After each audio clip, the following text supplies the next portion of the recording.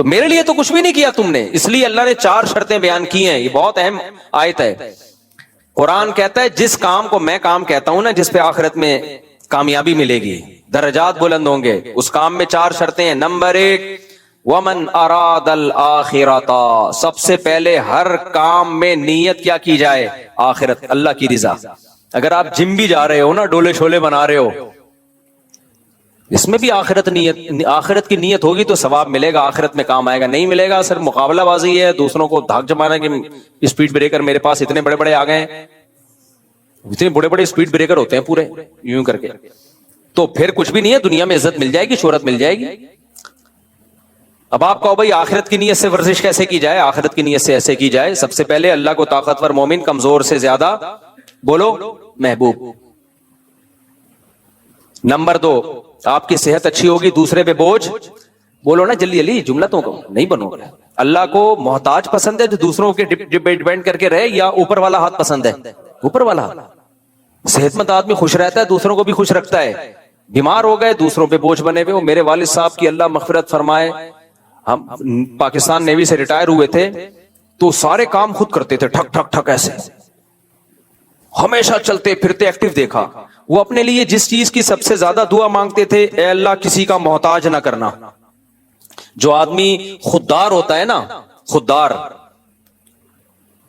وہ کبھی بھی یہ نہیں چاہتا کہ میں دوسروں پہ ڈیپینڈ کرنا شروع کر دوں، وہ کبھی بھی نہیں چاہتا. میرے والد صاحب کے بارے میں اگر میں یہ کہوں کہ ساری زندگی کبھی کسی سے قرضہ نہیں لیا تو شاید میں غلط نہیں ہوں گا. وہ کمیٹی بھی نہیں ڈالتے تھے، صحیح ہے نا، کمیٹیاں نہیں ڈال، جیسے ہوتا ہے نا لوگوں کی عادت ہے کمیٹیاں ڈال نکلیں گے تو یہ کریں گے، نا میں نے کمیٹی بھی نہیں ڈالنی، جتنا ہے جیب میں اسی پہ بس، جو ہوگا اسی پہ ہوگا. وہ کمیٹیوں کے قائل ہی نہیں تھے کہ یہ جو لوگ کمیٹیاں آج بھی ڈلتی ہیں کہ بھائی جتنا ہے اس پہ گزارا کرو، کمیٹی میں بھی آپ دوسرے کے محتاج رہتے ہو. تو ان کی ایک مزاج تھا کہ محتاج نہیں رہنا کسی کا. آخری عمر میں مجھے یاد ہے فالج سے بچنے کی بہت دعا مانگتے تھے، کیونکہ 63 سال کی عمر تھی، اس میں جو ہے نا فالج کا بڑا خطرہ ہوتا ہے نا، تو وہ اس کی بہت پناہ مانگتے تھے، اللہ مجھے فالج سے بچانا. کیوں بچانا؟ مقصد کیا تھا؟ بھائی محتاج ہو جائیں گے ایک ایک چیز میں، کھانے پینے میں، تو چلتے پھرتے تھے بالکل فٹ فاٹ. میں مدرسے میں تھا، اطلاع آئی کہ والد صاحب کو فالج کا اٹیک ہوا ہے. تو میں نے کہا یار اب والد صاحب تو اتنی دعا مانگتے تھے اللہ مجھے فالج سے بچانا، تھوڑی دیر میں اطلاع آئی کہ انتقال ہو گیا. تو مجھے لگا کہ اتنا تو کر لیا نا اللہ نے کہ بستر پہ نہیں لٹایا، نماز کے انتظار میں بیٹھے ہوئے تھے عشاء کی جماعت میں، وہیں فالج کا اٹیک ہوا ہے. اقامت ہو رہی ہے، اپنے پاؤں پہ چل کے آئے ہیں مسجد، ایسے تگڑ تگڑ جیسے میری نہیں ویڈیوز آ رہی ہوتی، ٹھین ٹھین ہوئی جا رہا ہوں. ایسے والد صاحب کی بڑی کڑک چال تھی، میری تو ایسی نہیں ہے لیکن بہت کڑک چال تھی والد صاحب کی. آواز بھی بڑی خاندانی رکھی ہوئی تھی انہوں نے، کوئی کہہ نہیں سکتا تھا کہیں سے بھی ان میں بڑھاپے کے اثرات ہیں.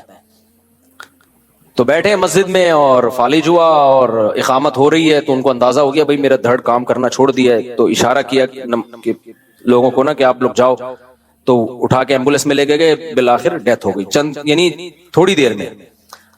تو مجھے ایک اندازہ ہوا بھائی دیکھو اللہ نے محتاجی سے بچا لیا، خاتمہ بھی اچھا کر لیا اللہ تعالیٰ نے. تو طاقتور اگر آپ ہوگے تو دوسروں کے محتاج بولو نہیں ہو. اس نیت سے آپ جم جاؤ، اس نیت سے آپ جاگنگ کرو، ایکسرسائز کرو کہ بھائی صحت اچھی ہوگی، محتاج کس کا رہوں گا؟ اللہ کا. دوسروں کی مدد کروں گا، بلکہ دوسرے بیماروں کی مدد کروں گا. دیکھو جہاز میں اناؤنسمنٹ ہوتی ہے، دوسرے کے آکسیجن ماسک لگانے سے پہلے کس کے لگائیں؟ اپنے لگائیں. جہاز میں نا اکثر جب بھی آپ بیٹھتے ہیں جہاز میں اناؤنسمنٹ ہوتی ہے، اگر یوں ہو گیا تو اس دروازے سے نکل کے بھاگنا ہے، یہ اگر خدا نخواستہ حادثہ ہو گیا تو یہ کرنا ہے. پہلی دفعہ آدمی جہاز میں بیٹھتا ہے سب کچھ غور سے سن رہا ہوتا ہے، اگر یہ ہو گیا تو یوں کرنا ہے، یہ ہو گیا تو عادی ہو جاتا ہے نا، تو پھر بھول جاتا ہے وہ. پھر جب حادثہ ہوتا ہے اس کو پتہ ہی نہیں ہوتا نکلنا کہاں سے.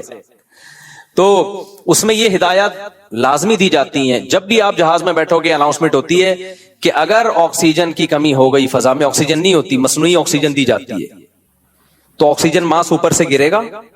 آپ کا بچہ ساتھ میں بیٹھا ہوا ہے، ادھر بھی ماسک گرے گا، تو پہلے بچے کے نہیں لگانا ماسک، پہلے کس کے لگانا ہے؟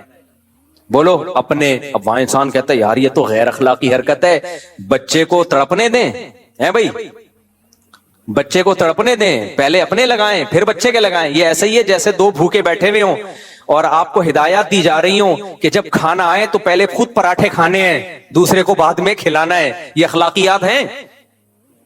غیر اخلاقی حرکت ہے نا یہ.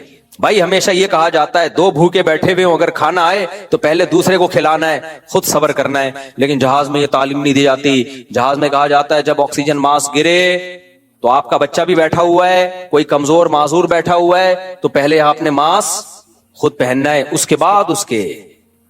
بالکل صحیح تعلیمات ہیں. اس لیے کہ اس کے آپ نے ماسک لگا دیا اور اتنی دیر میں آپ کی حالت غیر ہو گئی تو اس کا ماسک بھی سیٹ کرنے کے قابل نہیں رہو گے آپ. اور کوئی بھی ایمرجنسی ہوئی، اس کی کوئی آپ مر گئے تو بچہ تو گیا کام سے. جو سرپرست ہی تو سرپرست سب سے پہلے خود اپنے آپ کو اسٹیبل کرے تاکہ پھر دوسرے کو کی مدد کرنے کے وہ قابل ہو جائے. بھوک پر اس کو قیاس نہیں کر سکتے، اس لیے کہ بھوکو تو گھنٹوں رہا جا سکتا ہے، کچھ نہیں ہوتا، لیکن آکسیجن کے بغیر تو حالت غیر ہونے لگتی ہے. تو فوراً تھوڑی مر جائے گا آپ کا بچہ. آکسیجن کی کمی سے پہلے اس کا دماغ معاف ہوگا.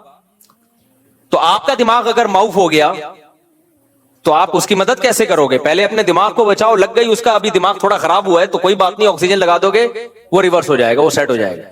تو یہاں بھی ایسا ہی ہے. شریعت کہتی ہے بھائی صحت، اتنا نبی صلی اللہ علیہ وسلم کی صحت پر ترغیبات ہیں. میں نے اس پر 2 گھنٹے کا آڈیو بیان کیا تھا 2014-15 میں کہ اسلام صحت کو کتنا زیادہ فوکس کرتا ہے. اور بخاری کی حدیث ہے. آج ڈاکٹر کہتے ہیں موٹاپا بہت بڑی بیماری ہے، موٹاپا بہت، یہ تو اب ریسرچ سے ثابت ہوا نا. پہلے تو جو جتنا موٹا ہوتا طاقتور سمجھا جاتا تھا. آج سے 50-60 سال پہلے طاقت کا مطلب ہی یہ تھا کہ چلے تو زلزلہ آئے زمین پہ، اور اسی کو حسن و جمال بھی سمجھا جاتا تھا. او بڑا. بخاری کی حدیث کیا ہے؟ نبی صلی اللہ علیہ وسلم نے ارشاد فرمایا کہ سب سے بہتر میرا زمانہ، خیر القرون قرنی ثم الذین یلونہم ثم الذین یلونہم، سب سے بہتر میرا زمانہ، پھر اس کے بعد والا، پھر اس کے بعد والا، پھر اس کے بعد امت میں خرابیاں آئیں گی. تو آپ نے 2 خرابیوں کو ہائی لائٹ کیا. فرمایا 2 خرابیاں سب سے پہلے آئیں گی. حدیث کا مفہوم بیان کر رہا ہوں اپنے الفاظ میں. نمبر 1 جھوٹ، نمبر 2 موٹاپا. نہیں آئی میرا خیال ہے بات؟ ابے جھوٹ کے ساتھ کس کو ذکر کیا جا رہا ہے؟ موٹاپے کو. یہ وہ موٹاپا نہیں جو نیچرل ہو، وہ تو ہوتا ہے، بڑے بڑے نیک لوگ ہوتے ہیں، بہت بھاری جسم ہوتا ہے. یہاں موٹاپے سے وہ موٹاپا مراد ہے جو سموسے پہ کیلوریز دیکھے بغیر کھایا جا رہا، کھائے جا رہے پھوڑے جا رہے. ایک صاحب ایک دفعہ میرے گھر آئے. اب کسی کو پتہ نہیں چلے گا کس کی بات ہو رہی ہے، بہت پرانا قصہ ہے، اب غیبت میں نہیں آئے گا انشاءاللہ یہ. تو میں نے ان کے سامنے سموسے رکھ دیے. بھائی وہ ایک سموسا، دوسرا سموسا، تیسرا سموسا، چوتھا سموسا. ان کی پلیٹ کے قریب کے جو سموسے ختم ہوئے تو اٹھ کے دور چلے گئے میز پہ وہ جو سموسا. مجھے کوئی اعتراض نہیں تھا، اچھا ہے مہمان ہے، لیکن مجھے لگ رہا تھا کہ یار اس بندے کا اسٹیمنا سموسا ہضم کرنا آسان نہیں ہوتا. اتنا اسٹیمنا ماشاءاللہ. چند دنوں بعد اطلاع آئی کہ ان کو میدے کی بڑی آنت کا یا چھوٹی آنت کا پتہ نہیں کون سی آنت کا کینسر ہے، اور جوانی میں ان کی ڈیتھ ہو گئی. خیر اللہ ان کی مغفرت فرمائے، نیک آدمی تھے. تو مجھے جب کسی نے بتایا، میں نے کہا وہ جو سموسے جس اسپیڈ سے کھا رہے تھے نا، مجھے لگ رہا تھا کوئی خطرہ ہونے والا ہے، کچھ ہونے والا، اللہ بچائے. تو اس لیے اگر کوئی ورزش کرتا ہے میرے بھائی اس نیت سے کہ میرا ہاتھ اوپر رہے، میں لوگوں کی کمزوروں کی مدد کروں، میں ایک صحت مند معاشرہ تشکیل دوں. ہر حکومت چاہتی ہے، دنیا کا ہر کنٹری چاہتا ہے ہمارے ملک میں صحت مند لوگ پیدا ہوں. اس کو پوری دنیا میں بہت زیادہ فوکس کیا جاتا ہے. تو اگر کوئی اس نیت سے کر رہا ہے تو بھائی ومن اراد الآخرہ، اللہ کہتے ہیں عمل میں پہلی شرط کیا ہے؟ آخرت. تو یہ شرط کو اس نے پورا کر دیا کہ نہیں کر دیا؟ تو یہ لکھا جائے گا آخرت میں. نبی نے کیا فرمایا؟ ایماندار تاجر قیامت کے دن پیغمبروں کے ساتھ ہوگا. اور آپ نے فرمایا جو اس لیے دولت کماتا ہے، تجارت کرتا ہے تاکہ عفت کے ساتھ زندگی گزارے. عفت کا مطلب ذلیل نہ ہو لوگوں کے سامنے. یار پیسے مل جائیں گے بھائی، یار تھوڑے بچوں کی فیس دینی ہے، یار یہ بےچارے ایسے کر رہے ہوتے ہیں نا، یار وہ ایسا ہے کہ شادی ہونے والی وہ ہے ہی نہیں گھر میں یار. ابے یار دلہن کیا بولے گی بھائی، یار یہ دلا دو، یار وہ دلا دو، یار یہ کر دے، یار گٹکے کے پیسے بھی نہیں اب تو نکل رہے. اس سے بہتر نہیں ہے ہاتھ آپ کا کیا ہو؟ اوپر ہاتھ آپ دے رہے ہو لوگوں کو. تو اس نیت سے کوئی دولت کماتا ہے تو نبی نے فرمایا قیامت کے دن انبیاء اور صدیقین کے ساتھ ہوگا. تو سب سے پہلی شرط اللہ نے کیا بیان کی؟ بولو من اراد الآخرہ. اس لیے میں لوگوں سے کہتا ہوں ذاتی گھروں میں دلچسپی مت لو، دنیا مسافر خانہ ہے. اللہ نے اضافی پیسہ اگر دے دیا تو پھر اس نیت سے گھر بناؤ، کوئی بات نہیں، ہم مر جائیں گے تو کوئی ایسا مسئلہ نہیں ہے، بعد والے رہ لیں گے اس میں. ابھی جو گھر بنا رہے نا ہوس ہے، سامان 100 برس کی پل کی خبر نہیں، اتنا سریا ڈال رہے ہو اس نیت سے کہ میں رہوں گا. بھائی کہاں رہو گے تم؟ تمہاری عمر کتنی ہو گئی ہے یار، چھوڑو کرائے پہ ہی ٹھیک ہو. ہاں کوئی اس نیت سے بنا رہا ہے، اللہ نے ایک تو پیسہ اس کو بہت دیا اور بنا اس لیے سے رہا ہے میں رہ لوں گا، نہیں تو بچے رہ لیں گے، نہیں تو کرایہ دار ہی رہ لیں گے. صحیح ہے نا، کوئی تو رہے گا نا، فائدہ ہوگا، چلو چلتا ہے تو پھر ٹھیک ہے. انسانیت کی خدمت.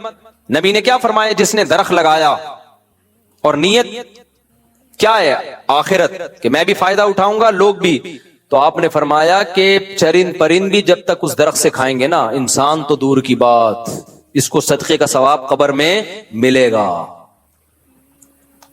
صدقے کا ثواب قبر ملے گا. چرند پرند بھی جب تک کھائیں گے. کتنی بڑی فضیلت ہے بھائی. اللہ شکور ہے. شکور کہتے ہیں قدردان، وہ ضائع تھوڑی کرتا ہے. تو نیت ٹھیک کر لو میرے بھائی. تو پہلی شرط اللہ نے کیا بیان کی ہے؟ بولو آخرت. شادی بھی کرو آخرت کی نیت سے. آپ کو ہمیں تو پسند آئی بھی اس چکر میں کر رہے ہیں بھائی. بعض لوگ ٹھڑک پوری کر رہے ہوتے ہیں وہ کہ ہم کیسے نیت کریں آخرت کی؟ نیت کی جا سکتی ہے. نیت ایسی چیز ہے 2 منٹ میں چینج ہوتی ہے. دیکھو آپ 4 رکعت پڑھ رہے ہو ظہر کی، ابھی جماعت کھڑی نہیں ہوئی یا جماعت ہو چکی ہے فار ایگزامپل. آپ 4 رکعت سے پہلے نیت کر سکتے ہو 4 سنت. ایک دم آپ کو خیال ہوا کہ یار 4 سنتیں پڑھی تو میری ٹرین نکل جائے گی، فوراً نیت چینج کر دو. کیا پڑھ رہا ہوں؟ 4 فرض. حالانکہ دونوں بالکل ایک جیسے ہیں. وہی 4 سنت تھی، نیت سے کیا بن جائے گی؟ 4 فرض بن جائیں گے. وہ 2 منٹ میں 4 فرض بن جائیں گے. وہ تو نیت چینج کی جا سکتی ہے. آپ درخت لگا رہے ہو، ویسے ہی لگا رہے ہو ماحول درست کرنے کے لیے. آپ بولو بھائی میں درخت اس لیے لگا رہا ہوں، مجھے بھی فائدہ ہوگا، انسانوں کو بھی فائدہ ہوگا، ہوا میں آکسیجن کا لیول بڑھے گا. اور میں شادی کر رہا ہوں، خوبصورت لڑکی سے شادی کر رہا ہوں، ایک ٹھڑک پوری کر رہا ہوں، کوئی بات نہیں، آپ اسی ٹھڑک میں نیت کیا کر لو؟ آخرت کی. بھائی میں اس لیے کر رہا ہوں کہ یہاں میں نے شادی کی، میں زنا سے بچا رہوں گا ہمیشہ. اور اگر ابا نے میری وہاں کرا دی، وہ مجھے سیٹسفائی نہیں ہوں گا، تو میری توجہ کہاں جائے گی؟ تبھی تو میں اباؤں سے کہتا ہوں انسان کے بچے، استغفر اللہ، ابا کو ایسا نہیں کہنا چاہیے. بچے کی چاہت بھی تو دیکھو. اگر آپ نے اس کی مرضی کے بغیر کرا دی، وہ سیٹسفائی ہوگا نہیں، پھر گند میں منہ مارے گا، جا کے زنا کرے گا، ادھر ادھر جائے گا. تو اس کی چاہت کا بھی تو خیال کرو نا. تو نبی صلی اللہ علیہ وسلم نے فرمایا کہ جب آدمی اپنی زوجہ سے خواہش پوری کرتا ہے اس پہ بھی اجر ملتا ہے. صحابہ نے کہا یا رسول اللہ اس پہ کیا اجر؟ وہ تو خواہش پوری کر رہا ہے. آپ نے فرمایا وہ زنا کے ذریعے بھی تو کر سکتا تھا، یہ وہ برائی بھی تو کر سکتا تھا. پھر آپ نے فرمایا تعجب سے کہ تم کیا بات ہے برائی کو برائی خیال کر رہے ہو، اس پہ بولو گناہ ملے گا اور حلال پہ ثواب نہیں ملے گا. یہ اللہ سے یہ امکان ہے بھائی؟ یعنی یہ تو بڑا ظالم معاذ اللہ اللہ ہو گیا کہ اللیگل پہ اللہ گناہ تو دے رہا ہے، لیگل پہ کوئی اپریشیٹ نہیں کر رہا. وہ یہ کیسے ہو سکتا ہے بھائی؟ آپ ٹائم پہ ٹیکس دیتے رہے تو گورنمنٹ بھی تو کچھ بینیفٹس آپ کو دیتی ہے کہ نہیں دیتی؟ کیوں؟ تاکہ ٹیکس چوروں سے اور ٹیکس دینے والوں کا حساب برابر بولو نہ ہو. اب آپ نے ہر وقت آپ ٹیکس دے رہے ہیں، گورنمنٹ آپ کو اس ٹیکس دینے پر، فائلر ہونے پر کوئی سہولت نہیں دے رہی، کہیں کوئی پروٹوکول نہیں دے رہی، تو آپ کہیں گے پھر میں ٹیکس چوری اچھا تھا. کیا خیال ہے بھائی؟ میں ٹیکس چوری اچھا تھا نا. دنیا میں قانون ہے کہ جب آپ اللیگل کام کرتے ہیں اس پہ سزا ملتی ہے، لیگل جب وے پہ چلتے ہیں تو اس پہ حکومتیں آپ کو اچھا شہری ہونے کا خطاب دیتی ہیں، اپریشیٹ کرتی ہیں. آپ کو باہر ملکوں کے ویزے مل جاتے ہیں، آپ اگر ٹیکس پابندی سے پے کر رہے ہیں، دوسرے کنٹری آپ کو ویزا دیتے ہیں، یار اچھا شہری ہے. دیکھو تبھی یہ جو جاپان اور یو کے جانے کا جن لوگ کو شوق ہے نا، یہ تمیز سے ٹیکس دیا کریں، اپنی پوری پراپر وہ بنائیں، تب ویزا ملتا ہے، ورنہ ذلت کے سوا کچھ بھی حاصل نہیں ہوتا. ٹکرے مارتے رہتے ہیں پھر جا کے ادھر ادھر. وہ لوگ بہت دیکھتے ہیں ان چیزوں کو کہ یہ ٹیکس پے کر رہا ہے کہ نہیں کر رہا. خواتین کو شکایت ہوتی ہے بھائی میاں جو ہے ہمارے حقوق ادا نہیں کر رہا. بالکل صحیح شکایت ہے. اگر وہ خرچہ نہیں دے رہا ہے، نان نفقہ نہیں اٹھا رہا ہے، جیسا خود پہنے ویسا اپنی زوجہ کو پہنائے. یعنی ویسا کا مطلب جس اسٹینڈرڈ کا لباس خود پہنتا ہے اسی اسٹینڈرڈ کا بولو نا. اب بول نہیں رہے، دیکھا نا آپ نے اپنے خلاف بات جاری ہے. بیگم کو وہی اسٹینڈرڈ. جی جی جی جی جی خیال کا لفظ نا مبہم ہے، وہ ہر آدمی کہتا ہے میں تو خیال کرتا ہوں، تو اس لیے میں خیال کو نہیں پوری تھوڑی ڈیٹیل بتاتا ہوں۔ جس اسٹینڈرڈ کا خود کھاتا ہے اسی اسٹینڈرڈ کا زوجہ کو کھلائے۔ ایسا نہیں ہے کہ خود پیزے برگر پھوڑ رہا ہے جا کے اور اس کو مسور کی دال پہ ٹرکھایا ہوا ہے۔ تو یہ سارا اسٹینڈرڈ، اس کا جو لیونگ اسٹینڈرڈ ہے وہ آپ کے لیول کا ہونا چاہیے، جو آپ کا اسٹینڈرڈ ہے۔ تو یہ ذمہ داری کس نے لگائی ہے بھائی؟ بولو نا۔ اسلام نے، اہل مغرب نے یہ ذمہ داری مرد پہ نہیں لگائی ہے۔ ہماری خواتین شکایتیں کرتی ہیں کہ میاں حقوق ادا نہیں کر رہا، یہ نہیں کر رہا، وہ نہیں کر رہا۔ بالکل صحیح ہے بھائی، اس کے باپ کو بھی کرنا پڑے گا، یعنی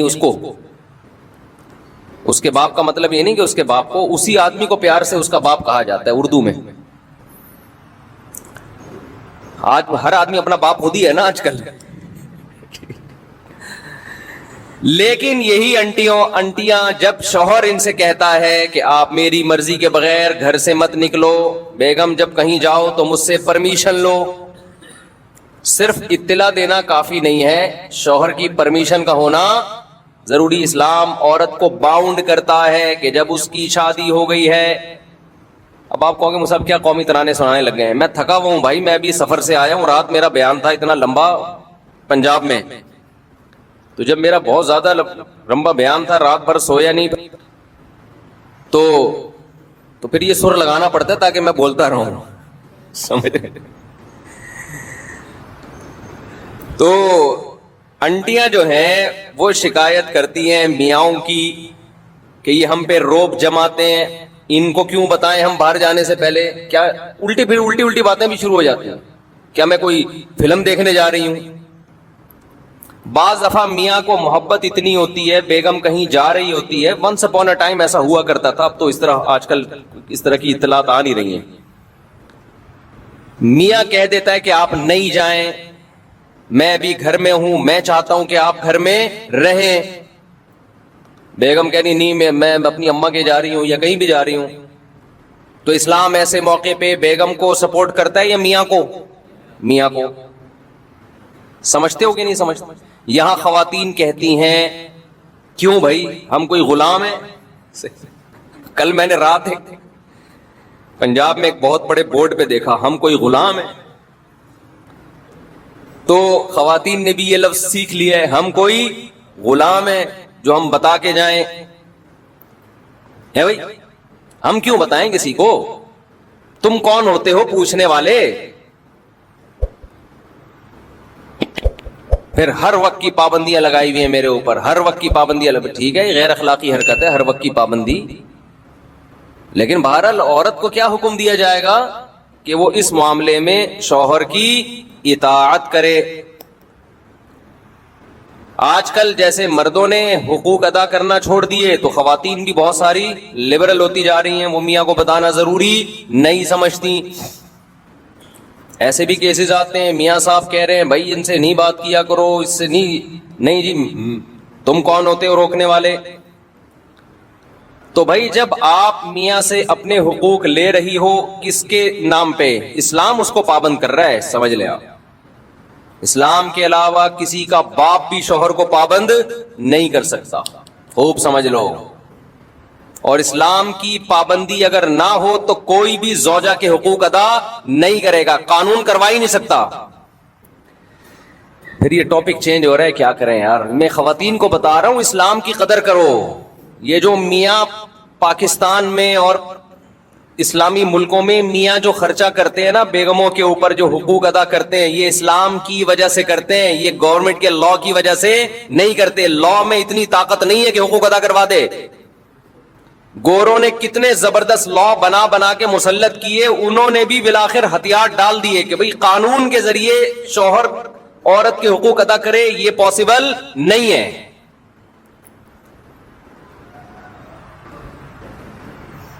دیکھو ہمارے نبی صلی اللہ علیہ وسلم،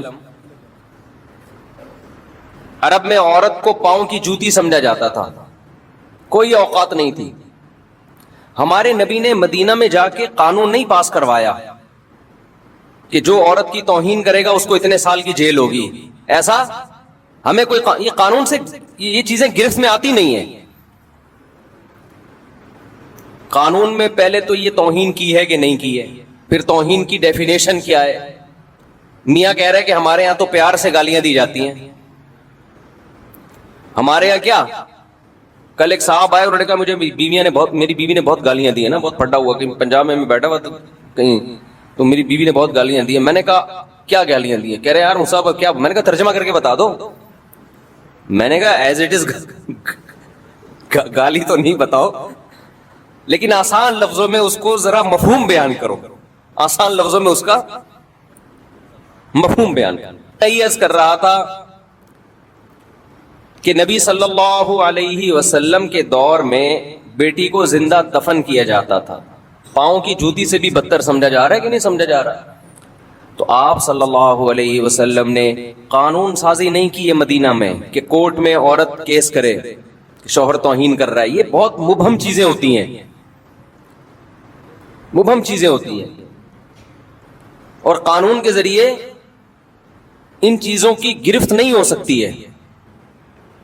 بلکہ آپ صلی اللہ علیہ وسلم نے یہ بتایا کہ میں اللہ کا پیغمبر ہوں, اور دلائل سے ثابت کیا. اللہ نے اتنے معجزے دیے جس سے صحابہ کو یقین ہو گیا کہ آپ کس کے پیغمبر ہیں؟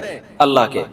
پھر قرآن میں اللہ نے آیتیں نازل کی, لَقَدْ كَانَ لَكُمْ فِي رَسُولِ اللَّهِ أُسْوَةٌ حَسَنَةٌ, تمہارے لیے پیغمبر کی زندگی میں بہترین نمونہ ہے. فالو کرنا ہے تو کس کو فالو کرنا ہے؟ پیغمبر کو. اب لوگ سمجھ گئے پیغمبر جو کرتے چلے جا رہے ہیں ہمیں وہ کرنا ہے, نہیں کیا تو پنشمنٹ کس کی طرف سے ملے گی؟ اللہ کی طرف سے. اب کوئی دیکھنے والا نہیں ہے, اب نہ کوئی وکیل کی ضرورت, نہ کیس کی ضرورت. کس کا خوف بٹھا دیا ہے؟ اللہ کا. تو پھر صحابہ نے پیغمبر کا عمل کیا دیکھا؟ مشہور حدیث ہے نا کہ ایک صحابی نے نبی صلی اللہ علیہ وسلم کی دعوت کی, آپ نے فرمایا عائشہ کو بھی بلاؤ تو آؤں گا میں. یہ جو ایٹیٹیوڈ ہے, یہ جو رویہ ہے زوجہ کے ساتھ, وہ صحابی بلا رہے ہیں نبی کو, اور آپ کیا کہہ رہے ہیں ساتھ میں کس کو؟ زوجہ کو بھی بلاؤ. دل صاف تھے لوگوں کے, ان کے پاس اتنی گنجائش نہیں تھی. انہوں نے عرض کیا یا رسول اللہ یہ میں نہیں کر سکتا. آپ نے فرمایا دعوت کیا ہے؟ کینسل. پھر ان صحابی نے کچھ دنوں بعد دعوت کی, یا رسول اللہ آپ کی دعوت کرنا چاہتا ہوں. آپ نے فرمایا عائشہ کو بھی بلاؤ. صحابہ آپ کا یہ عمل بولو دیکھ رہے تھے, تو سیکھ رہے تھے نا کہ کیسے زوجہ کے ساتھ کیسا رویہ ہوتا ہے. انہوں نے کہا نہیں ہو سکتا. آپ نے فرمایا نہیں جا سکتا. پھر تیسری مرتبہ صحابی نے عرض کیا یا رسول اللہ آپ کی دعوت کرنا چاہتا ہوں. اچھا میرے سے یہ بیان خواتین سنتی ہیں نا, وہ کہتی ہیں ہائے کاش مفتی صاحب کتنے اچھے ہیں, اللہ اپنی بیگموں کے ساتھ کیسے ہوں گے. تو مجھے وہ لطیفہ یاد آتا ہے, جو مولوی اس طرح بیویوں کے حقوق بیان کر رہا ہوں نا, خواتین بڑی متاثر ہوتی ہیں کہ ان کے گھر والے کتنے خوش قسمت ہوں گے. ان کی تو کبھی دعوت ہوتی ہوگی تو کہتے ہوں گے اب بیگم کے ساتھ بلاؤ تو آؤں, ورنہ میں نہیں آ رہا, جاؤ. تو وہ لطیفہ تمام خواتین سن لیں. ایک آدمی جو تھا نا ڈرائیونگ کر کے اپنی بیگم کو لاتا, بیگم اگلی سیٹ پہ بیٹھی ہوتی, اس کی بیگم اسکول ٹیچر تھی, تو لاتا اسکول کے باہر گاڑی کھڑی کرتا, اترتا, بیگم کا گیٹ کھولتا, دروازہ نا لاک کھولتا, وہ جاتی تو خواتین دوسری دیکھتی یار کتنی رسپیکٹ دے رہا ہے, خود اترتا ہے ڈرائیوروں کی طرح دروازہ کھولتا ہے باہر سے نا. تو رشتے آنا شروع ہو گئے. ایک اور شادی ہو گئی اس کی اسی چکر میں نا, خواتین نے خود کہ بھائی اتنی عزت دے رہا ہے یار ہمیں بھی چاہیے اس کی بیوی بن جائے ہم. 2 شادیاں ہو گئی. پھر بیگم کو, پہلی والی بیگم اسکول ٹیچر تھی, اس کو لے کر آتا, اترتا, باہر سے دروازہ کھولتا. 3 شادیاں ہو گئی. صحیح ہے نا. وہ بھی گھننا بنا ہوا ہے, بتا نہیں رہا ہے کسی کو اصل کہانی کیا ہے. اس نے کہا ہونے تو خود سے آ رہا ہے بھائی. اور خواتین دیکھ رہی ہیں, متاثر ہو رہی ہیں بھائی ماشاء اللہ ماشاء اللہ. پھر ایک دن آیا, دروازہ ایسے ہی کھولا, 4تھی بھی ہو گئی. بعد میں پتا چلا یہ دروازہ باہر سے کھلتا ہے, اندر سے لاک خراب ہے اس کا. یہ جو دروازہ ہے اس کا لاک اندر سے خراب ہے. تو جب تک پوری تحقیق نہ کر لو نا بھائی, کسی سے متاثر مت ہو. تو ضروری نہیں ہے کہ جو مولانا صاحب ممبر پہ بیٹھ کے بڑے اچھے اچھے بیانات کر رہے ہیں خود بھی اتنے اچھے ہوں, یہ کوئی ضروری نہیں ہے. اس لیے زیادہ انسپائر ہونے کی ضرورت نہیں ہے.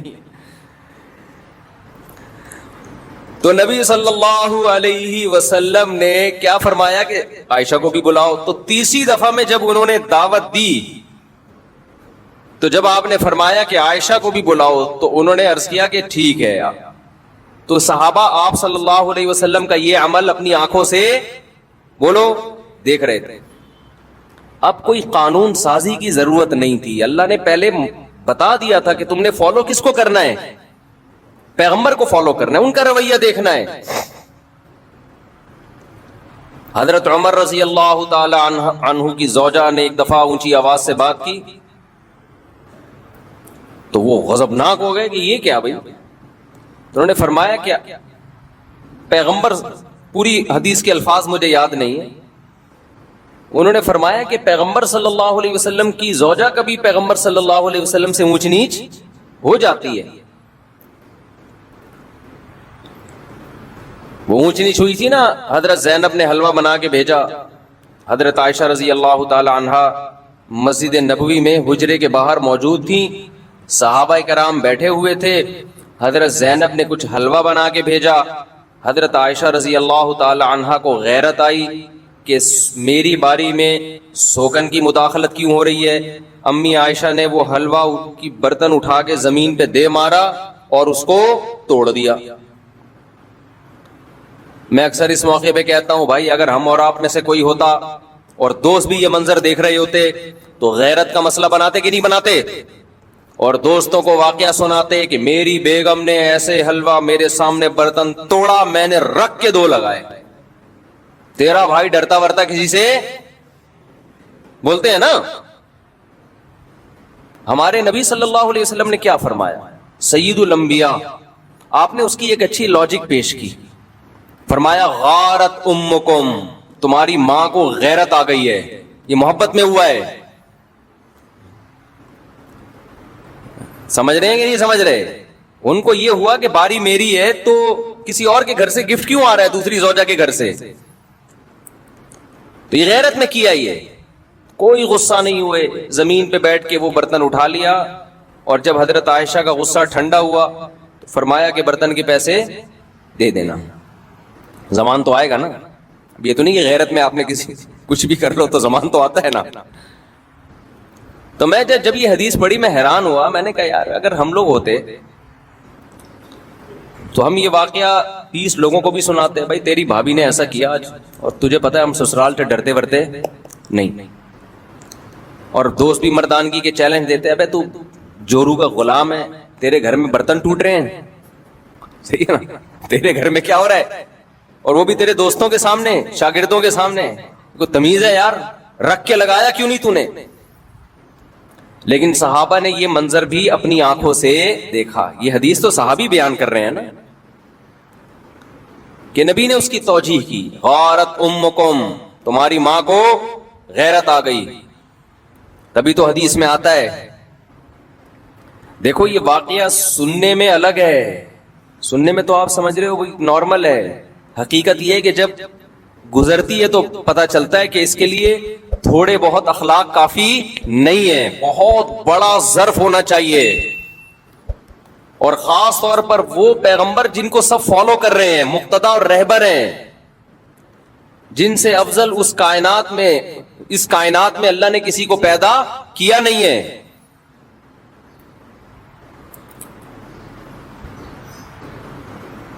تو اسی وجہ سے حدیث میں آتا ہے کہ تم میں سب سے بہتر وہ ہے جس کے اخلاق اچھے ہیں, اور آپ نے فرمایا میرے اخلاق تم میں سب سے زیادہ اچھے ہیں.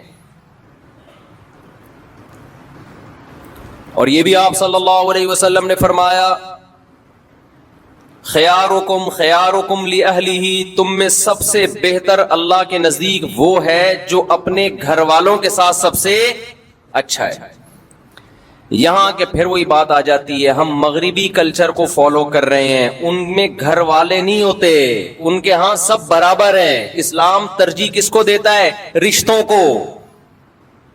دیکھو گورا تھینک یو سے بات کرتا ہے، ہر ایک سے اس کا تھینک یو برابر ہے، کسٹمر سے بھی وہی تھینک یو، عام آدمی سے بھی وہی thank you, excuse me, please, یہ جو ان کے الفاظ ہیں نا، یہ سب سے کیا ہیں؟ برابر ہیں۔ اسلام میں سب کے لیے برابر نہیں ہے۔ اسلام میں سب سے پہلے ماں باپ ہیں، پھر میاں بیوی ہیں، پھر بچے ہیں، بھائی بہن ہیں، یہ ہیں رشتے۔ آج کتنے لوگ دوستوں سے بڑی تمیز سے بات کر رہے ہوتے ہیں، ہو ہا ہی، گھر میں آتے ہی ایسے جیسے چنگیز خان نے بغداد پہ حملہ کیا ہے۔ گھر میں تمیز سے داخل ہی نہیں ہوتے، مسکراتے چہرے کے ساتھ داخل نہیں ہوتے، سلام نہیں کرتے۔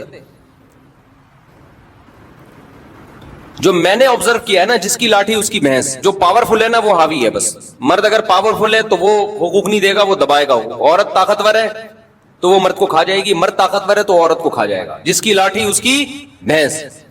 جب اللہ کے خوف سے حقوق ادا ہوتے ہیں، اللہ کی چاہت میں حقوق ادا ہوتے ہیں، تو آپ طاقتور ہو تو بھی حقوق ادا کرو گے، آپ کمزور ہو تو بھی، کیونکہ آپ کو پتا ہے کہ میں کس کی وجہ سے حقوق ادا کر رہا ہوں، مجھ پر کون ہے؟ اللہ ہے، میں اس کو راضی کرنے کے لیے کر رہا ہوں۔ تو میں اس کر رہا تھا کہ جب تک اللہ کا یقین اور اللہ کی سزا کا خوف اور اللہ کی جنت کا یقین نہیں ہوگا، انسان ایک دوسرے کے حقوق بھی ادا نہیں کریں گے۔ تو اب میں اصل جو انٹیوں کی بات کر رہا تھا کہ بہت ساری انٹیاں آج کل اپنے آپ کو پابند نہیں سمجھتی شوہر کے حقوق کا۔ تو ان انٹیوں سے میں یہ کہتا ہوں کہ دیکھو، میاں جو آپ کو کے حقوق ادا کر رہا ہے اس کی بیس کیا ہے؟ اسلام ہے نا۔ اسلام نہ ہو تو پھر کیا ہے بھائی؟ آزاد گھومو پھرو، کیا ضرورت ہے؟ تو آپ بھی ان اسلام کی پابندیوں کو قبول کرو جو اسلام نے آپ کے اوپر لگائی ہیں، اور وہ پابندی یہ لگائی ہے کہ سربراہ کون ہے؟ بولو نا، میاں ہے۔ دیکھو جو بات انسان زبان سے بار بار بولتا ہے نا، دل میں اثر کرتی ہے 100%۔ کہتے ہیں کہ جو ماہر نفسیات ڈاکٹروں کے بارے میں سنا کہ ان کی تحقیق ہے کہ جتنے خودکشی کے کیسز آئے ہیں نا، ان میں زیادہ تر وہ لوگ ہیں جو زبان سے کہا کرتے تھے کہ میں خودکشی کر لوں گا۔ جو زبان سے نہیں کہتے وہ کرتے بھی نہیں ہیں۔ اگر آپ زبان سے کہو نا، جیسے بعض خواتین کہہ دیتی ہیں یہ نہیں کیا تو میں خودکشی کر لوں گی، وہ کر بھی لیتی ہیں۔ مرد بعض دفعہ یہ اس کی کوئی خواہش پوری نہیں ہوتی، کہیں رشتہ طے ہوا، شادی نہیں ہو رہی، دھمکیاں دیتا میں خودکشی کر لوں گا، تو آپ سمجھ رہے ہوتے ہیں میں ایسے ہی کہہ رہا ہوں، میں کروں گا نہیں۔ لیکن جب آپ نے یہ کہہ دیا نا ایک دفعہ زبان سے کہ میں خودکشی کر لوں گا، تو خودکشی نہ کرنے کے اگر 100% چانسز تھے نا، تو اب وہ 99% رہ گئے ہیں، 1% چانسز بڑھ گئے ہیں اس ورڈنگ کی وجہ سے جو آپ نے زبان سے، بول لو نا، جو زبان سے آپ نے ادا کی ہے، اس کی وجہ سے 1% چانس بڑھ گیا ہے۔ دوبارہ یہ لفظ آپ نے مذاق میں ریپیٹ کیا کہ میں کر لوں گا، تو 2% چانس آپ کے بڑھ گئے ہیں۔ ایسے واقعات ہیں۔ جو لوگ بیوی کو طلاق کی دھمکیاں دیتے ہیں اور وہ دل میں یہ ہوتا ہے کہ میں دوں گا نہیں، کبھی بھی نہیں دوں گا، بس ویسی دھمکی دے رہا ہوں، تو خوب سمجھ لو کہ پہلے یہ تھا کہ 100% چانس ہے کہ آپ نہیں دیں گے، لیکن جب آپ نے ایک دفعہ دھمکی دے دی نا، اب وہ 100% سے کم ہو کے کتنا رہ گیا ہے؟ 99%۔ جن لوگوں نے بیویوں کو طلاقیں دی ہیں بعد میں پچھتائے ہیں، آپ ان کی سروے کرو تو پتا چلے گا یہ وہ لوگ ہیں جو مذاق میں یا غصے میں طلاق کی دھمکیاں دیا کرتے تھے، جو دھمکی نہیں دیتے تھے وہ نہیں دیتے۔ اس لیے یہ جو الفاظ ہیں نا طلاق کی دھمکیوں والے، یا میں خودکشی کر لوں گا یا کر لوں گی، یا میں طلاق لے لوں گی، خواتین بھی بعض دفعہ کہہ رہی ہوتی ہیں یا میں خلا لے لوں گی یا میں دے دوں گا، یہ الفاظ اپنی ڈکشنری سے بولو نکال دو۔ جب دینی ہو نا تو تمیز سے جو شریعت نے ایک پروسیس بتایا ہے، اول تو نہ دو، کوئی اچھا کام تو نہیں ہے یہ۔ بعض دفعہ بہت شدید ضرورت ہوتی ہے تو اس کے پھر ایک پروسیس رکھا ہے، اس میں دھمکیاں نہیں، دھمکیوں میں دی تو آپ کا DMR بننا شروع ہو جاتے ہیں، آپ کے لاشعور میں ایک چیز جانا شروع ہو جاتی ہے۔ ہر وقت آپ غربت مہنگائی کا رونا روتے رہو, غربت بڑھ رہی ہے, مہنگائی بڑھ رہی ہے, غربت بڑھ رہی ہے, مہنگائی بڑھ رہی ہے, غربت. ابے بھائی تمہارے کہنے سے تو بڑھ نہیں رہی, وہ تو ویسے ہی بڑھے گی. آپ یہ بھی بولو گے نا مہنگائی نہیں بڑھ رہی, نہیں بڑھ رہی, نہیں بڑھ رہی, تو بھی کیا ہوگی, بڑھے گی. تو کیوں اپنے آپ کو ٹینشن میں ڈال رہے ہو؟ کوئی بولا کرے مہنگائی بڑھ رہی ہے, آپ بولو کہ پتہ نہیں یار, ہو سکتا ہے بڑھ رہی ہے, ہم تو پہلے بھی کھا رہے تھے, اب بھی کھا رہے ہیں. آج میں جہاز میں نا ایک صاحب ملے جو 27 ملکوں کا سفر کیا انہوں نے. مجھے کہنے لگے یہ مفتی صاحب میں 27 ملکوں میں گیا ہوں, امریکہ کئی مہینے رہا, اور پتہ نہیں جاپان اور یورپ. بڑے پڑھے لکھے ایجوکیٹڈ آدمی تھے. کہنے لگے پاکستان جیسا واقعی کوئی ملک نہیں ہے. تو میں نے کہا خیریت؟ میں نے کہا ان کو میں لے آتا ہوں ڈکن وکن گٹر کے دکھا دیتا ہوں. انہوں نے کہا میں نے سب دیکھے میں. خیر وہ کیا وجوہات انہوں نے بتائی, ابھی ٹاپک سے ہٹ جاؤں گا پھر میں. واقعی سکون بہت ہے یہاں. تو کراچی گند بن گیا نا, باقی پنجاب تو ایسا اس طرح نہیں ہے نا, وہ تو صاف ستھرا ہے. اسلام آباد صاف ستھرا ہے, یہ تو کراچی ہی ہے سارا. جو ابھی انشاءاللہ میں کراچی پہ ایک خوبصورت ولاگ بنا رہا ہوں, اور میں نے اپنا ولاگ کا چینل بھی الگ کر دیا ہے تاکہ یہ مذہبی چینل اور ولاگ آپس میں مرج نہ ہو. تو اس میں یہی چیزیں ہوں گی, کراچی کی آبشاریں, اس کا نام بھی مفتی طارق مسعود ولاگ, وہ بالکل الگ کر دیا ہے. تو اس میں جو شروع ہو رہا ہے نا, وہ تو ایئرپورٹ جانے کے اسلام آباد میں جا رہا تھا, گٹر میں گاڑی پھنس گئی ہماری نا, تو وہاں سے میں نے ولاگ شروع کر دیا. 2 رکشے گٹر کا پانی بہ رہا تھا, اس میں الٹے ہوئے تھے نا, ایک ٹرک آدھا الٹا ہوا تھا, اور گٹر پتہ نہیں اتنا گٹر نکل کہاں سے رہا ہے, میں تو حیران ہو رہا ہوں. اتنا تو لوگ کھا نہیں رہے, لیکن اتنا واللہ عالم, بہرحال ایک حیرت کی بات ہے.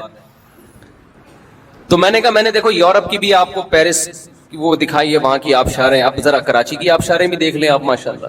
تو تھوڑی سی شاید حکمرانوں کو غیرت آ جائے, نیت یہ ہے. چیزیں وائرل ہوتی ہیں تو حکمرانوں کو تھوڑی سی غیرت آ جائے. تو اس میں دکھائے ہیں کراچی کی آبشاریں, اور کیسے بڑے بڑے ٹرالر جو ہیں وہ کھڈوں میں جا رہے ہیں. اس میں دکھائی ہے گہری خوبصورت کھائیاں بھی ہیں اور پہاڑیاں بھی ہیں الحمدللہ. وہ کس ڈیزائن کی پہاڑی ہیں وہ آپ اس میں دیکھ لیے گا. اور پھر سندھ حکومت زندہ باد کے نعرے بھی لگوائے میں نے لوگوں سے. کوئی غلط بیانی نہیں ہے اس میں, زندہ باد نا, اللہ کرے آباد رہے ہمیشہ. خیر, تو اب دیکھو یہ بھی ویل للمطففین میں داخل ہے کہ آپ کیا کرتے ہیں, اپنے حقوق اسلام کا لیبل لگا کے پورے پورے وصول کر رہے ہیں. جب حقوق دینے کی باری آتی ہے تو کلچر کا سہارا لے رہے ہیں, یورپ امریکہ کا سہارا لے رہے ہیں. تو بھائی یا تو پورے امریکہ جیسے بن جاؤ, یا پورے کدھر کو آ جاؤ, پورے اسلام کی طرف آ جاؤ, پورے ادھر کو آ جاؤ. اپنے مفاد میں اسلام, خواتین خلا لیتی ہیں نا کورٹ سے, کسی مفتی سے نہیں پوچھ رہی ہوتی کہ خلا ہوا ہے کہ نہیں ہوا. جی ہم تو ملک کے قانون کو مانتے ہیں, جی ملک بھی تو اسلامی ہے نا. لیکن جب اپنا مفاد ہوگا, اپنا کہیں فائدہ ہوگا, تو پھر کس سے رجوع کیا جائے گا؟ مفتیان کرام سے. تو یہ بھی ویل للمطففین میں داخل ہے. اور آج یہ بہت ہو رہا ہے, ماں باپ اولاد میں ہو رہا ہے یہ. اولاد اپنے حقوق لینے کی باری آئے گی, اسلام کی لیبل لگائے گی. جب ابا کے حقوق دینے کی باری آئے گی تو پھر کلچر تو آج کل ابا کو مانتا ہی نہیں ہے. کلچر میں تو ابا اور دوست کیا ہیں, برابر ہیں. ابا تیز لہجے سے بات کریں تو بیٹے کو غصہ آتا ہے. کلچر تو یہی ہے. اسلام غصہ جاری کرنے کی ابا پہ اجازت, بولو. اب وہ لاشور میں جائے گا نا جب بولو گے کہ نہیں دیتا. تو یہ تو میں جو اصل کہہ رہا تھا نا, میں خواتین کو ایک گزارش ہے میری, مرد کو نا یہ حدیث بار بار نوٹ کرے کہ نبی صلی اللہ علیہ وسلم کی موجودگی میں امی عائشہ نے برتن توڑا. یہ 2 حدیث مرد لوگوں کو میں بیان بھی کرے, اس سے اس کے لاشعور میں یہ چیز چلی جائے گی. جو بد اخلاق آدمی ہے نا, بدتمیز قسم کے, یہ سوچا کرو جب شادی نہیں ہوتی تو کسی سٹائل میں بات کرتا تھا میں, وہ ریکارڈ کر کے رکھا کرو اپنے. میں جب نکاح پڑھاتا ہوں نا, دولہا سے کہتا ہوں قبول ہے, تو کہتا ہے قبول ہے. میں کہتا ہوں بھائی اس اسٹائل میں قبول جس اسٹائل میں شادی کے بعد بات کرے گا بیگم سے. سمجھ میں آ رہی ہے بات؟ شادی کے بعد جس اسٹائل میں آپ کا جو لب و لہجہ ہوگا نا, وہ یہ نہیں ہوگا اتنی تمیز سے, گواہوں کو آواز ہی نہیں جا رہی قبول ہے کی.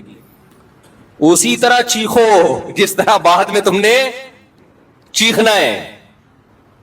پھر وہ ذرا زور سے بولتا ہے, پھر بھی اسی اسٹائل میں نہیں بولتا جیسے بعد میں اس نے بولنا ہے آگے جا کے. تو آدمی کو چاہیے یہ 2 حدیثیں یاد کر لے, ہر مرد کو, اور دوستوں میں اس کو بتائے, اس کا بڑا فائدہ ہوتا ہے. ایک حدیث, امی عائشہ نے برتن توڑا دوستوں کی موجودگی میں, آپ نے اس کی توجیہ بیان کی کہ غارت امکم, تمہاری ماں کو غیرت آ گئی, اور کوئی غصے کا اظہار نہیں کیا, برتن اٹھا دیا بس.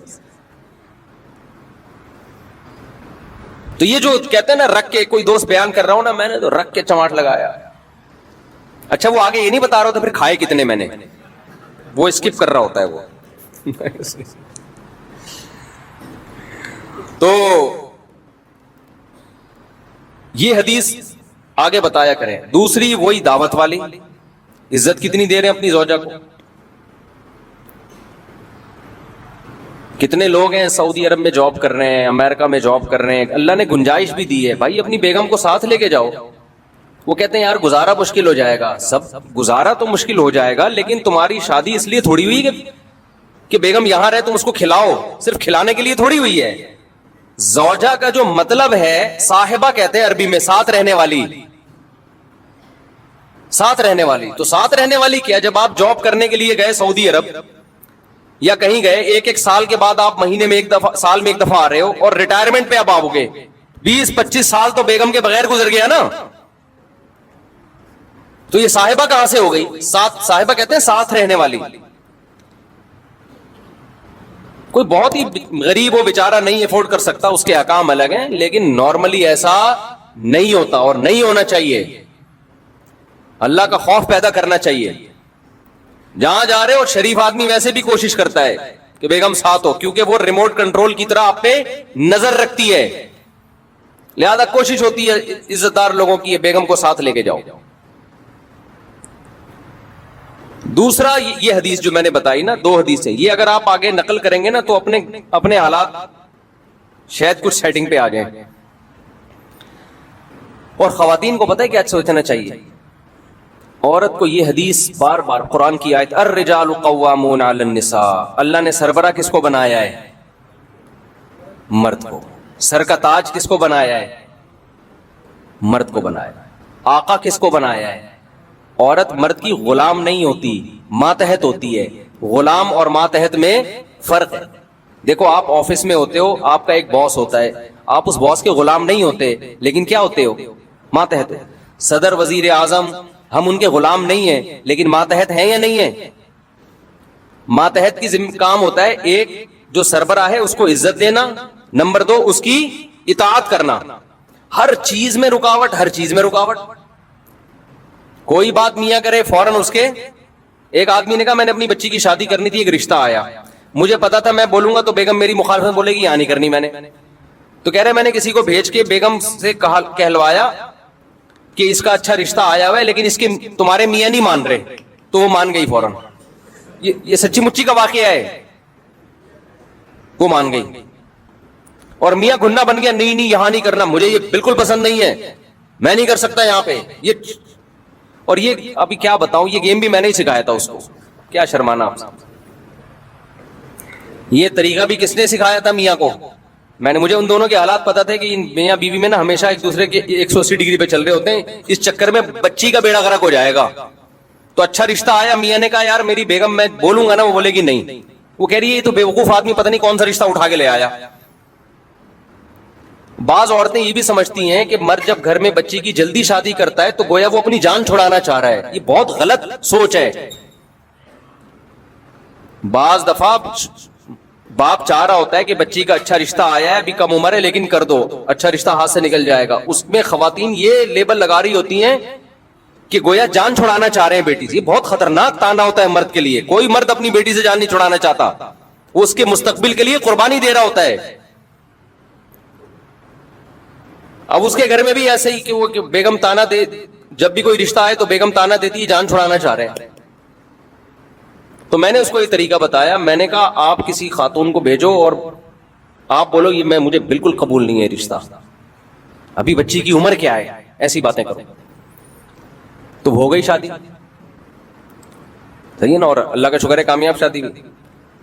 تو خواتین اگر زبان سے یہ لفظ بار بار بولتی رہے نا، اب آپ لوگ سب لوگ یہ حربہ استعمال نہ کریں جا کے، ہر ایک کے ایک جیسے حالات نہیں ہوتے کہ بیگم میں دوسری شادی بالکل بھی نہیں کروں گا، پتہ چلا آپ نے کہا کہ اب ایسا ہوگا نا، بیگم کہے گی نہیں تم تو کرو گے، اب آپ نے کہہ دیا نا نہیں کروں گا، وہ کہے گی میں یہی سننا چاہ رہی تھی آپ سے، اور مجھے ویسے بھی یقین ہے کہ آپ بالکل بھی نہیں کریں گے۔ آپ کہو گے یار ہماری ساری پالیسی کیا ہو گئی، مفتی صاحب نے برباد کر دی۔ تو ہر جگہ ہر چیز چلنے کی نہیں ہے، لیکن بعض ہوتا ہے بعض گھروں میں ایک دوسرے کے ہمیشہ الٹا چل رہے ہوتے ہیں، ایسی نفرتیں پھیل چکی ہوتی ہیں، بدگمانیاں، تو اس کا پھر طریقہ یہ ہوتا ہے۔ تو عورت کو چاہیے جیسے مرد کو چاہیے نہیں، یہ دو حدیثیں بیان کرتا رہے، تو عورت کو چاہیے زبان سے نا ایک دفعہ صبح 100 دفعہ تسبیح اور شام کو 100 دفعہ کہ سربراہ گھر کا کون ہے؟ میاں ہے، یہ میرا میاں میرا سربراہ ہے، میرا آقا ہے، میرے سر کا تاج ہے، مجھے حکم دیا گیا ہے کہ میں اس کو عزت دوں، اس کی رسپیکٹ، اس کو رسپیکٹ دوں، میں عزت دوں، یہ میرا آقا ہے آقا ہے آقا ہے۔ 100 دفعہ بول لیں، اس سے گھر کا ماحول کیا ہو جائے گا؟ بہت خاندانی ہو جائے گا۔ ایسا نہ ہو کہ ایک اپنی ذمہ داری پوری کرے دوسرا تسبیح نہ پڑھے، پھر الٹا ہو جائے گا۔ یعنی اس نے یہ والی تو پڑھ لی کہ سربراہ سربراہ سربراہ آقا ہے آقا ہے، اور آپ نے اخلاق والی تسبیح نہیں پڑھی، تو جب وہ اور زیادہ پولائٹ ہو جائے گی تو آپ تو اور ظلم ڈھانا شروع کر دو گے اس کے اوپر۔ پہلے تو وہ ریئیکشن کرتی تھی، اب وہ ریئیکشن بھی نہیں کر رہی، تو اور ظالم بن جاؤ گے آپ۔ تو اس لیے آپ نے بھی تسبیح پڑھنی ہے اور اس نے بھی پڑھنی ہے، دونوں اپنی ذمہ داری ہوگی تو حساب کتاب چلے گا۔ اور اگر آپ نے اخلاق والی پڑھنا شروع کر دی، اس نے سربراہ والی نہیں پڑھی، تو آپ تھوڑے دنوں میں کیا بن جاؤ گے؟ آپ کا روب ختم ہو جائے گا، اور پھر جو ہو رہا ہے وہ ہو جائے گا، جو ہو رہا ہے اس کو بتانے کی ضرورت نہیں ہے۔ آپ کا بھی تو کوئی مقصد ہوگا نا بھائی، یا آپ بس انجوائے کرنے کے لیے پیدا ہوئے ہو لائف کو؟ یہ نہیں ہو سکتا، یہ ممکن نہیں ہے۔ تو اس لیے اللہ نے کہا کہ کوئی جواب، معقول جواب تلاش کر کے بتاؤ جو سمجھ میں آئے، کوئی عقل مند اس پہ غور کرے، بولے بھائی یہ واقعی صحیح جواب ہے۔ تو ہمارے پاس اس کا جواب نہیں ہے، کیونکہ یہ جواب بھی وہی دے گا جس نے ہمیں بنایا ہے۔ تو اللہ کہتے ہیں جب تمہارے پاس جواب نہیں ہے تو جو جواب میں دے رہا ہوں اس جواب کو مان لو۔ وہ جواب کیا ہے؟ وما خلقت الجن والانس الا لیعبدون، میں نے انسان اور جنات کو صرف اپنی عبادت کے لیے بنایا ہے۔ عبادت کا مطلب نماز روزہ نہیں ہے، عبادت کا مطلب غلامی، کہ میں دیکھنا چاہتا ہوں اما شاکرن و اما کفورا، کہ یہ میرا بن کے زندگی گزارتا ہے یا میری بغاوت کر کے زندگی گزارتا ہے۔ میں سمجھا پا رہا ہوں اپنی بات؟ تو اللہ تعالیٰ نے انسان کو آزمائش کے لیے پیدا کیا ہے کہ کون ہے جو میرا کھا کے میرا شکر ادا کرے گا، اور کون ہے جو میرا کھا کے میری نافرمانی کرے گا۔ اب اللہ کا شکر ادا کرنے کے لیے ضروری ہے کہ اس کے احکام پہ چلا جائے، اس کی نعمتوں کو اس کی مرضی کے مطابق استعمال کیا جائے، اور اس کی نافرمانی نہ کی جائے۔ تو مرضی کے مطابق جب ہی چلیں گے نا، ہمیں پتہ بھی ہوگا کہ وہ چاہتا کیا ہے اپنے بندوں سے۔ کیا خیال ہے بھائی؟ تو یہ چاہت اسلام کے علاوہ دنیا کا کوئی مذہب نہیں بتاتا، اسے اسلام ہی بتاتا ہے کہ اللہ اپنے بندوں سے چاہتا کیا ہے، اور اسلام کے پاس اس کے مضبوط دلائل ہیں کہ یہ اللہ کا کلام ہے۔ دنیا میں کوئی ایسی گائیڈنس نہیں ہے، کوئی ایسی کتاب نہیں ہے قرآن کے علاوہ جو آپ کو بتائے کہ اللہ اپنے بندوں سے کیا چاہتا ہے۔ تورات اور انجیل تحریف ہو چکی ہے، وہ جب آپ پڑھیں گے تو آپ کی سمجھ میں ہی نہیں آئے گی۔ وہ خود غیر مسلم مانتے ہیں یہود و نصارہ کہ یہ گائیڈ نہیں کر سکتی ہمیں۔ ایک غیر مسلم سے میرا مناظرہ ہوا، مناظرہ کے بحث ہوئی، وہ عیسائیوں کے پادری تھے۔ میں نے ان سے کہا کہ اللہ ہم سے کیا چاہتا ہے، یہ اللہ کے کچھ قوانین ہوں گے نا؟ انہوں نے کہا ہاں۔ میں نے کہا تو آپ کے پاس وہ اللہ کے قوانین موجود ہیں جن سے پتہ چلے کہ یہ الاؤڈ ہے، یہ ناٹ الاؤڈ ہے، یہ حلال ہے، یہ حرام ہے؟ تو حضرت عیسیٰ کے جو قوانین ہیں جو ان پہ نازل ہوئے، اس نے کہا ہاں موجود ہیں۔ میں نے کہا بتائیں۔ کہہ رہے وہ قانون یہ کہ سچ بولو، جھوٹ نہ بولو، انسانوں کی خدمت کرو، ظلم نہ کرو۔ میں نے کہا یہ تو اقوام متحدہ بھی یہی کہتی ہے، اس کے لیے بھئی تورات پڑھنے کی کیا ضرورت ہے اس کے لیے؟ یہ تو میں نے کہا ہمارے پڑوسی بھی یہی کہتے ہیں، حالانکہ وہ تو عیسائی نہیں ہے، ٹھیک ہے نا؟ یہ تو ساری دنیا میں اچھے لوگ یہ کہتے ہیں جھوٹ نہ بولو۔ میں نے کہا اس کوئی لا، کوئی قانون؟ تو وہ بہت آدھا گھنٹہ ہو گیا، وہ بیچاروں کا جواب نہیں آیا۔ میں نے کہا وہ کہہ رہے ہیں آپ پوچھنا کیا چاہتے ہیں؟ میں نے کہا چلے میں آپ سے 1 بائی 1 کر کے نا مسائل پوچھتا ہوں۔ میں نے کہا پہلی بات، میں نے کہا اللہ کی عبادت کا کیا طریقہ ہے؟ اللہ پہلے تو یہ چاہتا ہے کہ میرے بندے میری عبادت کریں، اس نے کہا چاہتا ہے. میں نے کہا اس کا طریقہ کیا ہے؟ وہ طریقہ ان کے پاس موجود نہیں ہے. نماز کیسے پڑھنی ہے؟ ہمیں تو اسلام نے بتایا کہ بھائی 5 ٹائم مسجد میں حاضری دینی ہے، یہ وضو کا طریقہ ہے. اس طرح سے آ کے ہاتھ باندھ کے کھڑے ہونا ہے، سورہ فاتحہ پڑھنی ہے، سورت ملانی ہے، پھر رکوع کرنا ہے، رکوع میں یہ پڑھنا ہے، قومے میں یہ پڑھنا ہے، سجدے میں یہ پڑھنا ہے. 1 رکعت رہ گئی تو اس کی یہ سزا ہے، 1 رکعت اضافی پڑھ لی تو اس کی یہ سزا. قیام میں تلاوت کی جگہ تحیات پڑھ لی تو یہ سزا ہے. صحیح ہے نا؟ سزا کیا ہے؟ سدا صاحب. وہ سدا صاحب کا طریقہ کیا ہے وہ بھی بتا دیا. نماز کے دوران وضو ٹوٹ گیا تو یہ کرنا ہے، ٹھیک ہے نا؟ وضو کے بغیر نماز پڑھ لی تو یہ کرنا ہے. یہ تو 5 ٹائم. پھر اس نماز کے لیے بلانے کا کیا طریقہ یہ بھی بتا دیا. صف بنانے کا کیا طریقہ بتا دیا. ایک امام آگے کھڑا ہوگا. جماعت کی نماز کیسے ہوتی ہے، انفرادی کیسے ہوتی ہے، ساری چیزیں میں نے کہا ہمارے پاس حوالوں کے ساتھ موجود ہیں. میں نے کہا پھر جو حج کا طریقہ ہے زندگی میں 1 دفعہ کرنا ہے، کتنی دفعہ کرنا ہے یہ بھی بتا دیا، کیسے کرنا یہ بتا دیا. پھر اللہ نے یہ بھی کہا کہ میں ایک خاص طریقہ عبادت اس سے بھی خوش ہوتا ہوں، میری خاطر بھوکے بھی رہا کرو. کس مہینے میں رہنا ہے یہ بھی بتا دیا. کون سے مفتی صاحب اعلان کریں گے تو کل چاند ہوگا یہ بھی بتا دیا. سمجھ میں آ رہی ہے نا بات؟ میری حکومت کو اولی الامر منکم، حکومت کے اعلان کو فالو کرو. وہ ہم نہیں کر رہے تو پھر 2 3 3 4 4 8 8 عیدیں ہو رہی ہیں. لیکن اللہ نے بتا دیا کہ اطیعوا اللہ واطیعوا الرسول واولی الامر منکم، حکومت جو فیصلہ کرے اس کو مانو. تو ہر چیز میں نے کہا ہمیں تو بھائی بتائی جا رہی ہے، ہمیں تو بتائی جا رہی ہے. وضو کرنے کا طریقہ کیا ہے، دانت کتنی دفعہ صاف کرنے ہیں، استنجا کیسے کرنا ہے، پاکی کی ڈیفینیشن کیا ہے، طہارت کیا ہے. صبح اٹھ کے نبی نے یہاں تک بتایا صبح جب اٹھو تو ڈائریکٹ پانی میں ہاتھ مت ڈالو. لا یغمسن یدہ فی الاناء حتی یغسلہ ثلاثا، فرمایا جب تم صبح اٹھو تو ڈائریکٹ پانی میں ہاتھ مت ڈالو. فإنہ لا یدری این باتت یدہ، تمہیں نہیں پتا تمہارے ہاتھ نے رات کہاں گزاری ہے، تو ناپاک بھی ہو سکتا ہے. تو پہلے 3 دفعہ دھو لو. یعنی پورا صبح سے لے کے رات تک ایک عمل بتایا ہے. میں نے کہا یہ تو صرف عبادت کا ایک نظام ہے جس پہ تقریر کے لیے 6 مہینے چاہیے کم از کم. پھر معاملات، خرید و فروخت کیسے کرنی ہے، اس میں اسلام نے بتایا قمار نہ ہو، جوا نہ ہو، سود نہ ہو، غرر نہ ہو. میں نے کہا ایک بات بتاؤ، اسلامک بینکنگ تو دنیا میں ہے، یہودی بینکنگ کیوں نہیں ہے، عیسائی بینکنگ کیوں نہیں ہے، ہندو بینکنگ کیوں نہیں ہے؟ اسلام نے بینکنگ کے مقابلے میں بھی ایک بینکنگ پیش کر دی. یہ اسلامی ہے، یہ غیر اسلامی. یہ ایک تجارت ہے، یہ دنیا کی تجارت، یہ اسلامی تجارت. کبھی مفتیوں میں تاجروں کے مفتی الگ ہوتے ہیں. جامعۃ الرشید میں جو تجارت میں مفتی بنتے ہیں نا، ان کا سلیبس ہی بالکل الگ ہے. وہ بالکل الگ اسٹائل میں پڑھتے ہیں، وہ صرف تجارت کے مسائل بتاتے ہیں. یعنی اس میں جو مختلف شعبوں میں پی ایچ ڈی ہو رہا ہے، پی ایچ ڈی کروائی جا رہی ہے. پھر میں نے کہا نکاح طلاق کے مسائل. میں نے کہا اچھا مجھے ایک بات بتاؤ، میاں بیوی میں نہ بن رہی ہو تو علیحدگی کا طریقہ کیا ہے عیسائی مذہب کے مطابق؟ آپ لوگ تھک تو نہیں کہ میں جلدی سے بات کو بس نا سمیٹ کے ختم کر رہا ہوں. میں نے کہا عیسائی مذہب میں میاں بیوی میں جب علیحدگی ہونی ہو تو اس کا کیا قانون کیا ہے؟ وہ پریشان، کچھ ملتا ہی نہیں. وہ آسٹریلیا کے عیسائی تھے نا، تو وہ آسٹریلیا کا لا پیش کرنے لگے، آپ عدالت میں جائیں. میں نے کہا یہ تو آسٹریلیا نے اسمبلی میں بل پاس کیا ہے. بھائی خدا کا قانون کیا ہے کہ میاں بیوی کا رشتہ جڑ تو گیا، ختم کیسے ہوگا؟ اسلام میں تو طلاق کا ایک پورا نظام ہے نا. قرآن نے بتایا طلاق مرتان فامساکم بمعروف او تسریح باحسان. طلاق 2 مرتبہ ہیں، اس کے بعد چاہو تو رکھ لو، چاہو تو چھوڑ دو. فإن طلقا، تیسری دے دی، فلا تحل له من بعد، تیسری کے بعد حلال نہیں ہے. پھر یہ تو اللہ نے حکم بیان کیا، پھر طلاق دینے کا طریقہ بیان کیا. طلقوهن لعدتهن، اکٹھی 3 مت دو، پہلے 1 دو، پھر اگلے مہینے دوسری دو، پھر تیسرے مہینے میں تیسری دو. یہ پورا پروسیس ہے.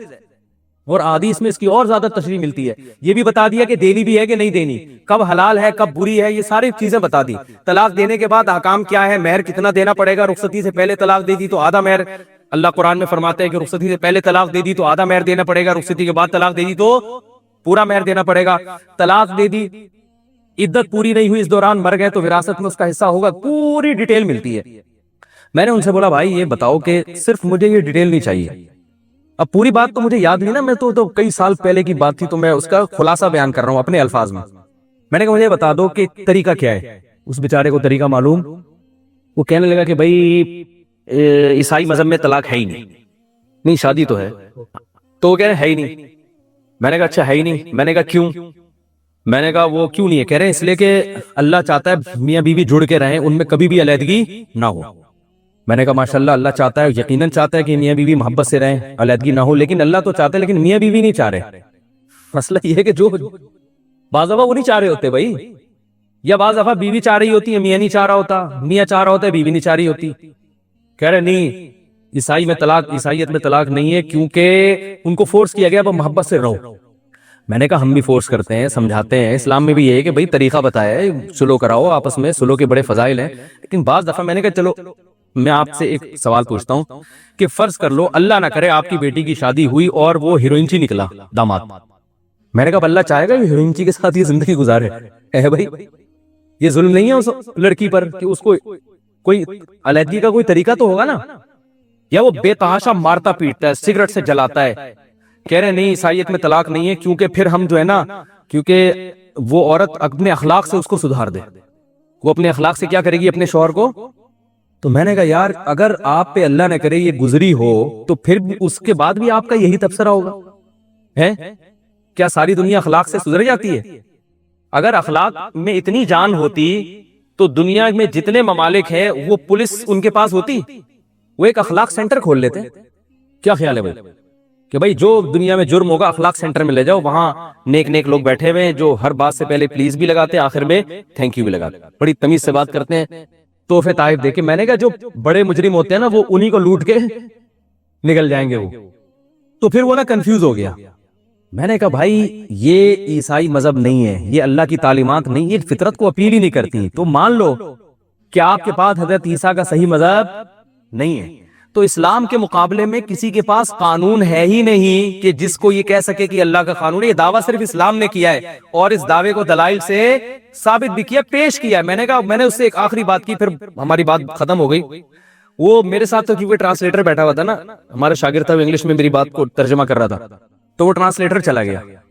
تو میں نماز پڑھنے گیا، واپس آیا تو اس نے پھر مجھ سے بہت رابطے کی کوشش کی. اس سے لگ رہا تھا کہ اس کو جو ہے نا بات الحمدللہ سمجھ میں آ گئی ہے. اب اللہ کرے مسلمان ہو گیا اور میں پھر نہیں پتا کہاں گیا کیا ہوا. تو وہ کہنے لگا، میں نے کہا بھائی دیکھو یہ قانون، میں نے کہا اچھا مجھے ایک بات بتاؤ کہ یہ مفتی صرف مسلمانوں میں کیوں ہوتے ہیں؟ میں نے کہا جتنے دوسرے مذاہب ہیں ان میں روحانی پیشوا تو ہوتے ہیں، مسائل بتانے والے، قانون بتانے والے مفتی نہیں ہوتے. میں نے کہا ہمارے پاس تو صبح شام لوگوں کی کالز آتی ہیں، یہ جائز ہے، یہ ناجائز ہے، یہ حلال ہے، یہ حرام ہے. تو ہندوؤں کے روحانی پیشواؤں کے پاس کیوں نہیں آتی؟ عیسائیوں کے پاس، یہودیوں کے پاس کیوں نہیں آتی؟ روحانی پیشوا ہوتے ہیں دم درود کے لیے اور یہ سب دعاؤں کے لیے ہوتے ہیں.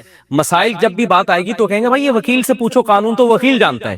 میں نے کہا ہمارے ہاں وکیل سے الگ پوچھا جاتا ہے، علماء سے الگ پوچھا جاتا ہے. عدالت جب خلا کی ڈگری دیتی ہے وہ پاکستانی قانون ہے، لوگ آ کے مفتیوں سے الگ پوچھتے ہیں کہ اکارڈنگ ٹو شریعہ یہ ڈگری صحیح ہے یا نہیں ہے، اکارڈنگ ٹو اسلام یہ صحیح ہے یا نہیں ہے. میں نے کہا اس سے پتا چلتا ہے کہ اسلام کا ایک باقاعدہ لا ہے. تو جس مذہب کے پاس اللہ کے قانون ہی نہ ہو تو وہ مذہب آپ کو گائیڈ کیسے کرے گا بھائی؟ تو یہ تو اللہ نے اسلام کے علاوہ کسی کو پنپنے دیا ہی نہیں ہے. تو ہمیں جو پیدا کیا ہے یہ دیکھنے کے لیے کہ آپ اس اسلام کے قانون کو فالو کرتے ہو یا نہیں کرتے.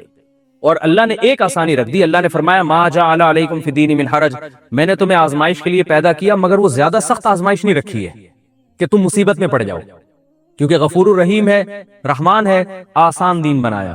اللہ یہ بھی کر سکتے تھے کہ دن میں 25 نمازیں پڑھو، تو اللہ نے 5 نمازیں رکھ دی، اور وہ بھی کتنے فاصلے پر ہے بھائی، 20 منٹ لگتے ہیں ایک نماز میں، اور اس میں بھی ہمارا فائدہ ہے. اللہ یہ بھی کر سکتے کہ سال میں 6 مہینے روزے رکھو، اللہ نے کہا پورے سال میں صرف 1 مہینہ، اور وہ 1 مہینہ بھی اللہ کہہ سکتے تھے کہ 22 گھنٹے کا رکھو. اللہ نے کتنا کہ صبح سحری طبیعت سے پھوڑو، ویسے تو اللہ نے کھانے کا کہا لیکن ہم پھوڑتے ہیں، جتنا کھاؤ کوئی پابندی نہیں ہے. افطاری بھی جلدی کرنے کا حکم دیا کہ خامخواہ کی ٹینشن لینے کی ضرورت بولو بھائی نہیں ہے، بس جب غروب آفتاب تک، وہ بھی صرف 1 مہینہ. تو یہ مشکل احکام ہے. حج پہ خرچہ زیادہ ہوتا ہے، دیکھو اتنا خرچہ 5 6 7 8 لاکھ روپے تو لوگ آج کل دعوتوں میں اڑا دیتے ہیں، لیکن اللہ نے کہا زیادہ خرچہ ہے تو ہر ایک پر لازم نہیں ہے. جس کے پاس پیسہ ہے صرف وہ حج کرے گا، اور وہ بھی پوری زندگی میں صرف. کتنا آسان دین بھائی. زنا کو اللہ نے حرام کر دیا. اب عیسائیوں نے بھی زنا کو حرام کیا لیکن انہوں نے نکاح کی بھی حوصلہ شکنی کی. تو اللہ نے زنا کو حرام کر دیا لیکن حلال کے راستے کھول دیے. بر وقت نکاح کرو، بالغ ہوتے ہی نکاح کرو، جیب میں پیسے نہیں ہے گھبراؤ نہیں. ان یکونوا فقراء یغنیہم اللہ من فضلہ، فقیر ہوگے اللہ مال میں برکت دے دے گا. حوصلہ افزائی کی، حلال کے دروازے کھول دیے. پھر حرام جو کھانے پینے کی جو چیزیں حرام کی اس میں بھی اللہ نے ہمیں حوصلہ دیا. فرمایا کہ یہ چائنا والے جو کتے بلی کھا رہے ہیں اور سب کچھ کھا رہے ہیں، تم پہ پابندی یہ نہ کھاؤ وہ نہ کھاؤ، تو گھبراؤ نہیں، یہ تمہیں ٹینشن دینے کے لیے نہیں ہے. تم انسان ہو، کلو من الطیبات، پاکیزہ کھاؤ نا، گند میں کیوں منہ مار رہے ہو جا کے بھائی؟ جیسے ایک بچہ کہہ رہا ہے ابو وہ دیکھو وہ کھا رہا ہے، وہ کھا رہا ہے، وہ کھا رہا ہے، اور آپ بچے کو کہتے ہیں بیٹا میں تمہارے لیے شہد لے کر آیا ہوں، انجیر لے کر آیا ہوں، زیتون لے کر آیا ہوں، میں تمہیں ساری دنیا کی ساری چیزیں کھانے سے منع تھوڑی کر رہا ہوں، میں کہہ رہا ہوں وہ فلاں چیز کھا رہا ہے، وہ فلاں چیز کھا رہا ہے، اس سے دانت بھی خراب، پیٹ بھی خراب، یہ کھاؤ نا، یہ مزے بھی زیادہ ہے اور یہ پاکیزہ بھی ہے۔ تو اللہ بھی کہہ رہے ہیں کہ مردار مت کھاؤ، حلال کر کے کھا لو۔ ارے وہی آپ ایک بکری کچرے سے اٹھا کے کھا لیں اور ایک ہے بسم اللہ اللہ پڑھ کے اس کو ذبح کر کے کھا لیں، تو زیادہ اچھا کون سا ہے؟ اگر اللہ نے یہی منع کر دیا تو گوشت کھانا ہی نہیں ہے تو ٹینشن میں آ جاتے ہیں ہم۔ گوشت میں بہت ساری اقسام گوشت کی حلال کر دی، جو ناپاک جانور تھے ان کو کیا کر دیا؟ حرام، کیونکہ حلال اتنا زیادہ ہے کہ ہمیں حرام کی طرف جانے کی ضرورت نہیں ہے۔ نظر کی حفاظت کا حکم دے دیا تاکہ آپ کی محبت کس کے لیے خالص ہو جائے؟ بیوی کے لیے، یہ نظر کسی اور پہ نہ پڑے، اس سے بیوی کو محبت ملے گی، اور وہ جو اپنے باپ کے گھر کو چھوڑ کر آئی ہے اس کے ساتھ وفا ہوگی، تو آپ کی بیٹیوں کو بھی فائدہ ہوگا مستقبل میں۔ انگریز بڑے مزے اڑاتے ہیں لیکن یہ مزے اپنی بیٹیوں میں بھگتنے پڑتے ہیں ان کو۔ یہی وجہ ہے کہ اب بیٹیاں پیدا کرنا ہی چھوڑ دی، اولاد پیدا کرنا چھوڑ دی انہوں نے۔ یار چھوڑو اس ٹینشن میں کون پڑے، جس کا نتیجہ کیا نکلا؟ ایک اور مصیبت کہ بڑھاپے میں تنہائی دور کرنے والا کوئی نہیں ہوتا۔ آپ جاؤ، آپ کو جاپان میں ملیں گی ایسی ویب سائٹس، بوڑھے آدمی کے لیے رینٹ آف بندہ۔ ہمارے یہاں تو رینٹ کار ہوتی ہے نا، ارے کسی بوڑھے کو دیکھا کرائے پہ بندہ بلا کے کہہ رہا ہوں مجھ سے بات کرو۔ ہمارے ہاں تو جو پوتے نواسے بہویں داماد اتنے ماشاءاللہ بڑھاپے میں ہوتے ہیں کہ تنہائی الحمدللہ نہیں ہوتی۔ تو وہاں کیا ہے کہ وہ رینٹے بندہ ہے باقاعدہ، وہ آپ دیکھ لیں، سرچ کر لیں نیٹ پہ جا کے، تنہائی دور کرنے 1 گھنٹے کے لیے بندہ بلایا جاتا ہے کرائے پر کہ یار کوئی نہ بیٹا ہے، نہ جب بیٹا ہی نہیں ہے تو بہو کہاں سے ہوگی، پوتے نہیں ہیں، نواسے نہیں ہیں، بڑھاپے میں وہ سائنسدان بھی پاگل اور ڈپریشن والی زندگی گزار رہا ہوتا ہے، کوئی اس کو لفٹ کرانے کے لیے تیار نہیں ہوتا۔ تو یہ تباہی والی زندگی ہے بھائی جس کی طرف ہم جا رہے ہیں۔ تو اسلام اللہ کی بہت بڑی نعمت ہے، تو روزانہ 5 منٹ نکال کے نا، دیکھیں یہ بیان تو ہوگا، یہ تو اثرات ختم ہو جاتے ہیں، 5 منٹ روزانہ نا اپنی ڈائری میں نوٹ کر لیں، میں یہ غور کروں گا میں آیا کیوں، تو کیا میں اس مقصد کو سامنے رکھ کے زندگی گزار رہا ہوں یا نہیں گزار رہا؟ اگر نہیں گزار رہا تو یہ مہلت ہمیشہ نہیں ملے گی، ایک دن آنکھ بند ہونے والی ہے، اس کے بعد دوبارہ سنبھلنے کا موقع نہیں ملے گا۔ اللہ نے فرمایا کلا انہا کلمۃ هو قائلها، تمہاری زبان سے نکلا ہوا ایک کلمہ ہوگا موت کے وقت کہ اللہ مہلت دے دے، اس کلمے کی حیثیت اس سے زیادہ نہیں ہے کہ ہوا میں تحلیل ہو کے ختم ہو گیا، مہلت نہیں ملے گی دوبارہ، ابھی بہت مہلت ملی ہوئی ہے۔ کوئی 40 سال میں اللہ کی طرف آنا چاہے، 50 سال بعد آنا چاہے، 99 سال بعد بھی آنا چاہے تو اللہ بلا لیں گے، لیکن موت کے وقت اللہ توبہ قبول نہیں کرتے۔ اللہ تعالیٰ سے دعا ہے کہ اللہ تعالیٰ جو باتیں میں نے کہیں ان میں کمی کوتاہی معاف فرمائے، اور اپنی مقصد حیات کو پہچان کر اس کو سامنے رکھ کے زندگی گزارنے کی توفیق عطا فرمائے۔ تو یہ مسافر خانہ ہے، یہ آزمائش کی جگہ ہے، اس کے بعد ایک اور جہان آئے گا، جو اچھا کرے گا وہاں اس کو اچھا بدلہ ملے گا، جو برا کرے گا وہاں اس کو سزا ملے گی۔ اللہ تعالی ہم سب کو عمل کرنے کی توفیق عطا فرمائے۔